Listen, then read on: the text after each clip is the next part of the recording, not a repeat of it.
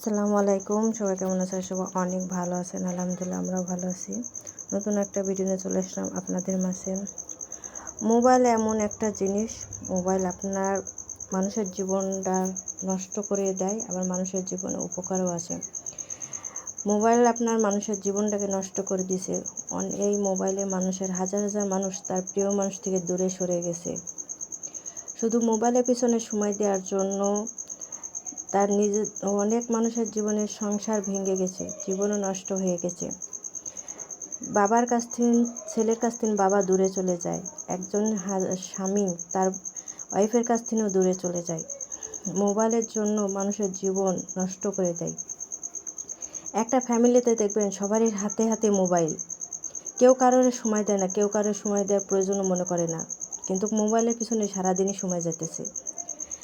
Mobile নিয়ে সারাদিন বসে থাকলেও সময় চলে যায়, কিন্তু প্রিয় মানুষদের দিকে তাকায়ও দেখে না, যে আমার প্রিয় মানুষের দিকে তাকায়, সেটা কেউ ভাবে না।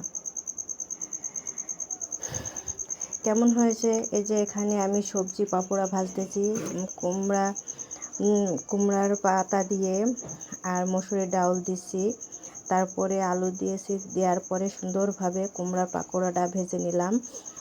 ভেজে নিতে নিতে অনেক কিছু ভাবলাম, বুঝতেছি যে মোবাইলই মানুষের জীবনটাকে নষ্ট করে দেয়, সংসার নষ্ট করে দেয়।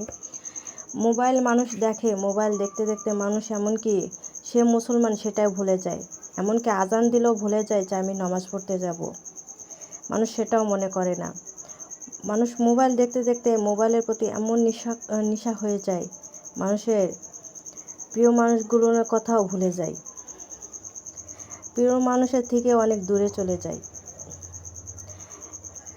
তাই সবাই ভালো থাকবেন, সুস্থ থাকবেন। আর আজকের ভিডিওটা কেমন লাগলো সবাই কমেন্টস করে জানাবেন। আসসালামু আলাইকুম, আল্লাহ হাফেজ।